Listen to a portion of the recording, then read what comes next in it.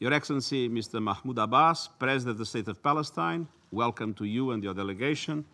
Excellencies, ladies and gentlemen, I have just returned from a visit to Kuwait. Kuwait generously hosted a conference on the reconstruction of Iraq and helped mobilize critical resources. The international community showed its gratitude to the Iraqi people for their courageous victory over Daesh. The support is a vote of confidence in the government and people of Iraq, and Kuwait, Mr. President, has played a very important leadership role in this very successful meeting. But unfortunately, positive developments in Iraq are an exception in the region. This context underscores the need for a political solution to the Israeli Palestinian conflict, which has lasted for far too long.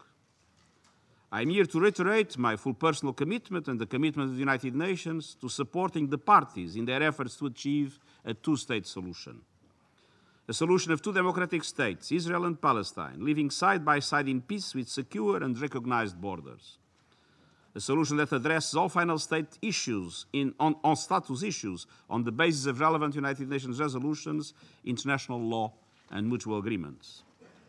There is no plan B. Yet we must face today's sad reality. After decades of support, the global consensus for a two-state solution could be eroding, and obstacles on the ground have the potential to create an irreversible one-state reality.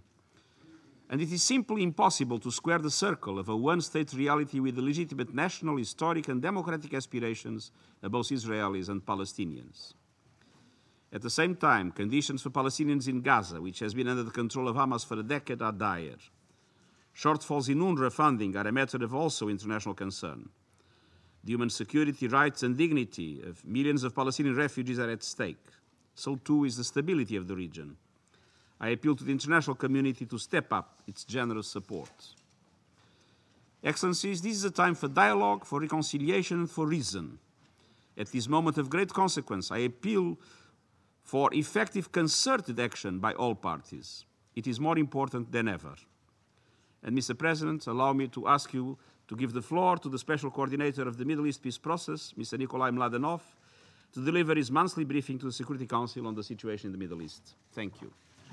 I thank the Secretary General for his remarks and now give the floor to